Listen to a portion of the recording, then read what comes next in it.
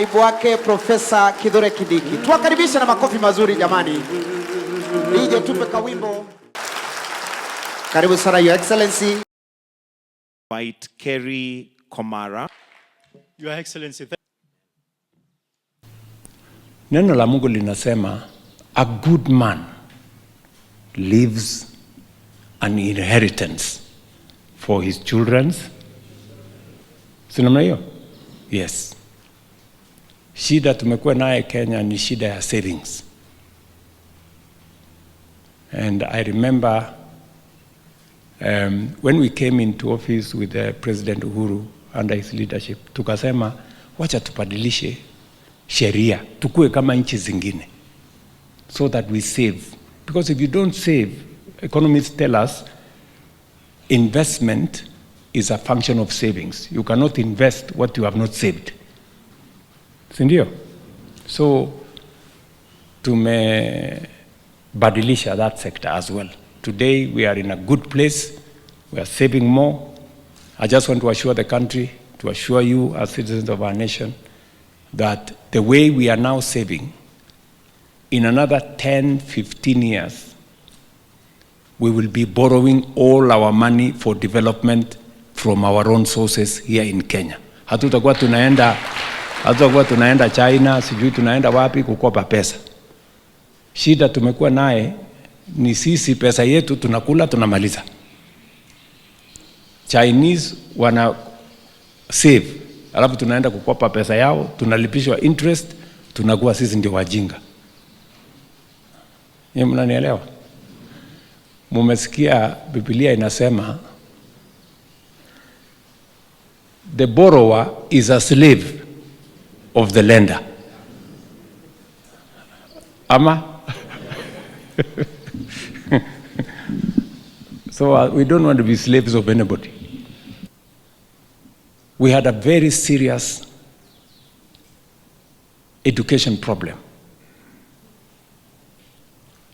When I came here, I did the first thing to appoint a presidential working party because CBC had problems. We had shortage of teachers. We had shortage of classrooms. Our funding for universities was inadequate. In fact, some universities could not pay salaries. Public universities, 21 public universities were technically insolvent.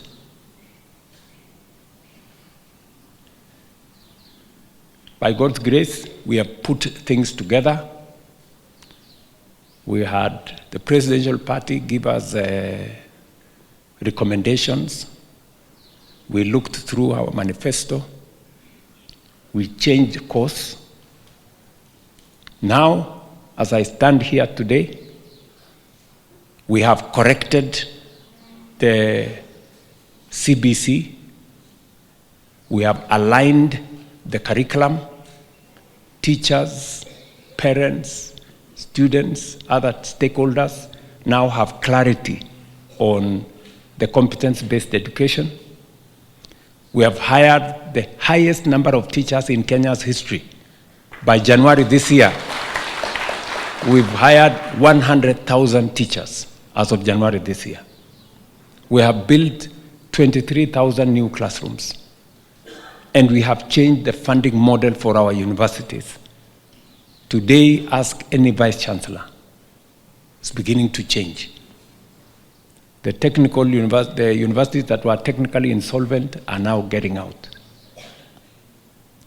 So we have, by God's grace, stabilized that sector because education is very important. It is the single most important asset that we can use to equalize our society. When the children of those who have and the children of those who don't have, when they go to school, they become equal. Yeah? So we have changed that sector. And I'm very happy that we are making progress. Kuna bridge hapo imesumbua sisi na nakumbushwa kila siku inaitwa Nithi Bridge. Hiyo ni the bridge. Contractor amefika, ako kwa hapo. Na tumemwambia hiyo ni the bridge. We will build a modern bridge there.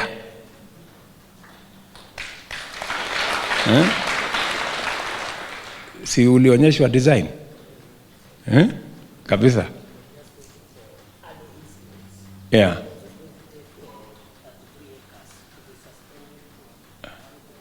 Very good. Sasa najua saa zingine ni mzuri kuwa na msaidizi mwenye amesoma kukuliko.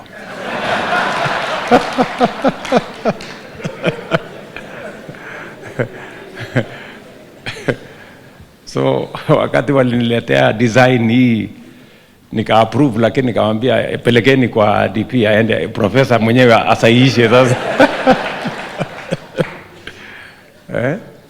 So hiyo maneno inasonga namna hiyo. And vile vile kwa mapenzi ya Mungu, either end of this year or early next year, tunataka kuanzisha dual carriageway ya kutoka hapo Makutano mpaka Maua.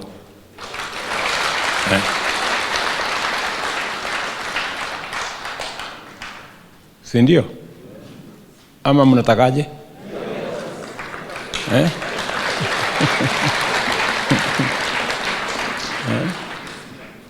So kwa sababu umeona tumeanzisha hii ya kutoka hapa Rironi tunapeleka mpaka kule Mau Summit, alafu baadaye pia early next year tutaanza from Mau Summit huko iende mpaka Malaba, so that we can connect our country.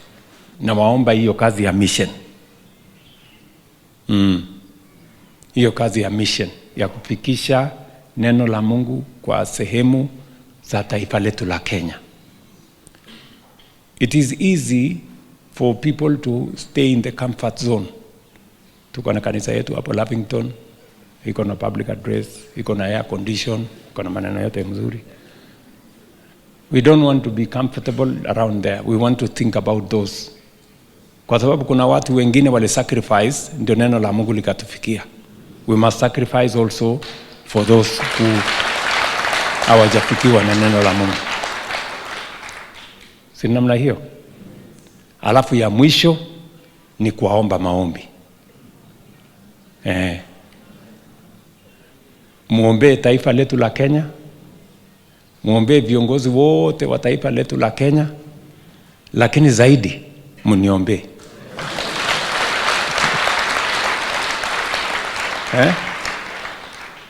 Si mnajua maneno ya Wagalatia?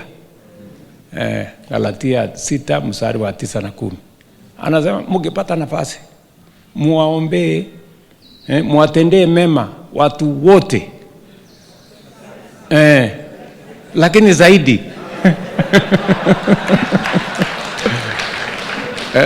muniongeze hapo kwa zaidi. Tuko na deni yenu ya university yenu. Sisi tuliwaletea kama serikali wanafunzi, mkawafundisha, hatukuwalipa. That is the truth. Si namna hiyo? Na kwa sababu hiyo tuko na madeni ya universities almost 120 billion. So wakati nimekuja nikasema kwanza, inasemekana ukikutikana umeingia kwa shimo, kitu ya kwanza unafanya, you stop digging kwanza. Unawacha kwanza kuliko, because the more you dig the more unazama. So nikamwambia watu, please wacheni kutuma wanafunzi kwa university so that we stop digging, ndio tujue hii shimo tuko naye tutatoka namna gani. So nimeongea na hawa viongozi, nimekubaliana na wao mtaratara kiasi vile tutapangana. Nimewaambia tafadhali mnipunguzie hii deni kidogo ndio nilipe. Na karibu tumekubaliana. So mwezi wa 6 hivi nitapanga vile tutalipa kiasi ya deni yenu ya university. Naona Vice Chancellor ndiye anapiga makofi zaidi. Ndio ako na shida. So we will pay you. I will at least look for maybe 2 billion shillings to lipe. And then we'll see. Mumeniuliza ya kwamba pia tuweze kusaidiana kufikisha neno la Mungu mahali haijafika. Na kufikisha neno la Mungu kwa wale ambao hawajafikiwa. And I have given a small proposal to the presiding bishop. Kuna mahali nimeenda katika Kenya na kuna watu wameniambia, tafadhali tunataka kanisa ijengwe hapa kwetu ndio tumjue Mungu. Nimewaeleza some of the parts na tumekubaliana tutashirikiana katika hiyo kazi ya mission. Yes. Kwa sababu hata na mimi najipanga nikimaliza hii kazi ya rais. Mnajua mimi nimesema nitakuwa evangelist. So nyinyi mtangulie nimalize hii kazi, alafu tutafuatana huko tuende tufanye hiyo kazi ya evangelist. Si ndio?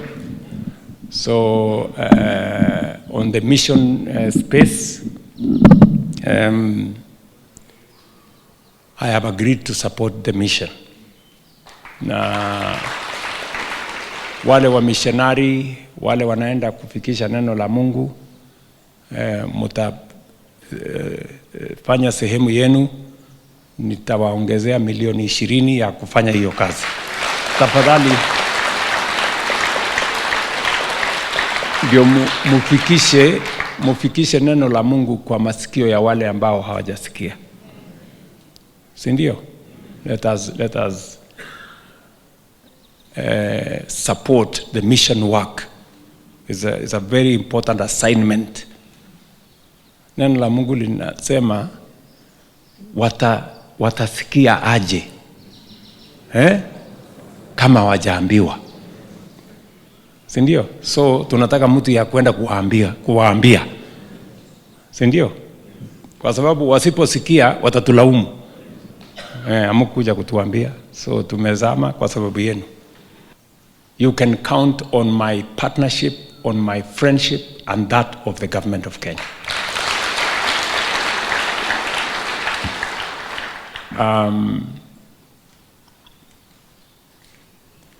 Nimeshukuru pia kwa sababu ya the mentorship that you provide to many leaders. Vile tumeambiwa hapa ya kwamba many of the public servants serving in my administration are members of the Methodist Church. Not because sio kwa sababu wakati tulikuwa hatukuwatafuta kanisani. Lakini it just shows the background, the mentorship that the church has given. That is why you have grown leaders that are now serving in senior positions in our country. And that includes my deputy. Nasema asante sana.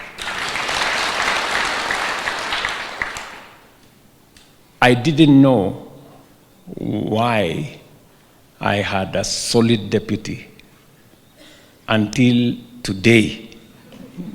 Nimejua kumbe ni kwa sababu ya kanisa la Methodist Church. Nasema asante sana. Asante sana. Narudia nasema asante sana. Bishop wetu ametuzungumzia maneno ambayo ametunenea, maneno ya Mungu ya kushirikisha sisi wote. Na pia kama kiongozi wa taifa letu la Kenya and you being citizens of this great republic, nitachukua nafasi hii pia niwaeleze kidogo, kwa sababu nyinyi mnatuombea, mnaombea nchi yetu, mnaombea uongozi wa taifa letu, mnaniombea as president of this country. na saa zingine pengine hamuna uhakika kama hiyo maombi inafika ama so by me standing here today, it is evidence that the prayers you pray, Mungu anajibu. Na Mungu amejibu maombi yenu na maombi ya taifa letu in a very definitive way. There are many things that we have done as a country, and I am a witness, and I can tell you, I am a witness of answered prayer in the Republic of Kenya. Mumeniuliza ya kwamba tuwe na strategic relationship so that mahali tunaweza kuwasaidia kama serikali na mahali mnaweza kutusaidia kama kanisa, tuwe na mwongozo mzuri so that we can synergize, because we are not competitors, we are partners, so that we can create more synergy, and especially on matters to do with education, on matters to do with health, peace building, community engagement, young people. You know, you are training some of the best nurses in Kenya at Kenya. We want to see how we can leverage on the expertise that you are building, you know, to support our universal health program, and also for us to give opportunities for young people from your training institutions to work, not just in Kenya, but also as a global workforce. So tutashirikiana pamoja na nyinyi. Kwa hiyo, we have a serious challenge of drug abuse, alcohol abuse. It is destroying our children. It is destroying the next generation of Kenyans. It cannot be done by the state alone. We can use the law, we can use all the other interventions, but there is a moral issue that the church must address. You know, please, that is my ask of the Methodist Church. The mentorship of our children, the mentorship of our young people, the moral character of the young people of Kenya. Parents, the church, we must step up, because there is a responsibility there that is required of all of us. Yeah, naomba hapo. Wakati nimefika hapa, kazi yangu ya kwanza ni kuambiwa ya kwamba tuko na deni ya shilingi bilioni $2 za Marekani. One of the largest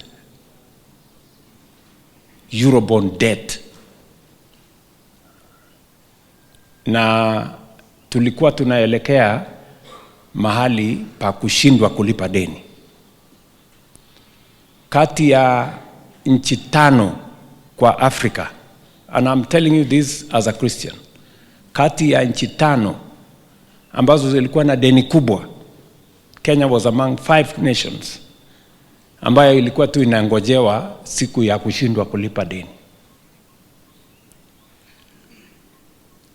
Of those 5 countries, 4 countries defaulted. Kenya did not. Unanielewa? Kenya did not. It is an answered prayer. Tulifanya ile tulifanya.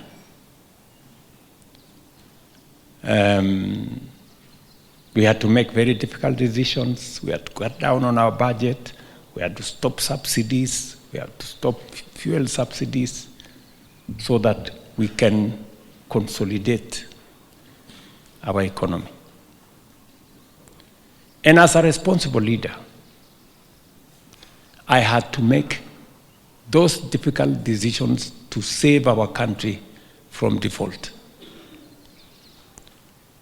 And because of those decisions, I can stand here today before you as Christians and as citizens of Kenya, that today our economy is different from what it was 3 years ago. Inflation has come down from 9.6 to 4.5%. The exchange rate to our dollar, which was going to close to 165, 167, for the last 2 years, it's now 128, 129. Pesa yetu ya kigeni, our dollar reserves, foreign exchange reserves, ambayo ilikuwa imekuja chini mpaka imefika $5.7 billion. Today, we have the highest foreign exchange reserves in Kenya's history. $12.3 billion. We have doubled our foreign exchange reserves. It only takes God. We still have a deficit in infrastructure. We still don't have enough roads.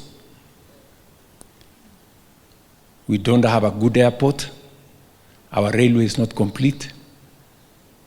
Our ports are not proper. We need to invest close to 1.5 trillion shillings to do our roads and our other infrastructure.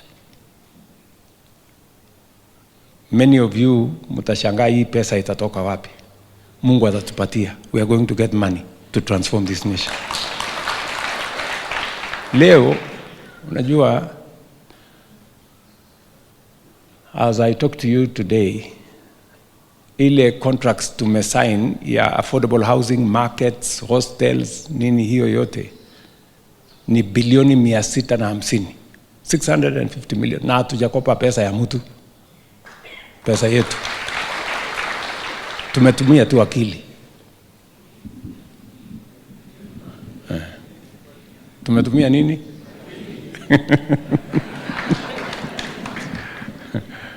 Akili. Sawa sawa. Na neema ya Mungu. Sijui kama tunaelewana. So, unajua nilizungumza wakati mmoja nilikuwa nimeenda kule Ethiopia. Nikasema in the process ya kwamba tuko na program ya housing na nini. We have done contracts of $4 billion. Oh, watu wakanipigia kelele. Oh, hiyo ni uongo. Hakuna maneno hiyo. It is happening in our own country, my friend. Fungua macho.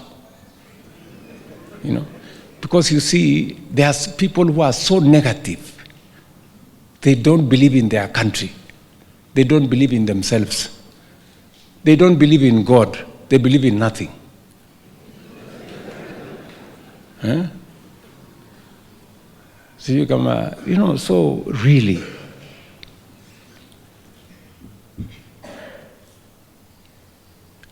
hiyo ni jambo moja lazima tufanye. Barabara haitoshi. Bado tunasumbuana, barabara hapa kidogo, barabara hapa kidogo.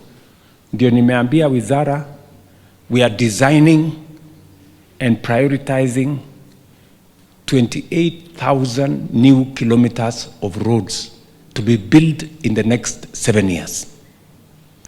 Mumeniuliza pia ya kwamba tuko na properties ya kanisa ambazo Mombasa, kuna property imejaa squatters, kuna shamba ingine hapa Mathare North hapo. So nimeambia wizara watafute namna, pengine haitawezekana kuondoa wale watu, so tutawatafutia pesa tu walipe. Ndio mtaenda kujipanga kivingine, si ndio? I will organize, and I have already connected the necessary people to go and organize so that they give me a report shortly. Vilevile mumetuuliza tusaidiane pale kwa mahospitali, especially oncology, ile President Bishop amesema. Nimeongea na wizara yetu, so tutawaongeza katika ile program ya serikali ambayo tutawapatia equipment ya hiyo oncology, kwa sababu tutasaidiana kulipa through SHA, so we will know how to do it. Pia unemployment was a very big challenge. It still continues to be a very big challenge. And that is why we have designed, for the first time in the history of Kenya, we have a plan on how to deal with unemployment with 4 different programs. Program number 1, watu walikuwa wananiuliza hii mambo ya housing ni mambo ya nini? Nani alikuambia tunahitaji nyumba? Sisi tuko na manyumba zetu. Housing was not just about houses. It was more about jobs than houses. Today, as I speak to you, 500,000 young people in Kenya work in our housing program.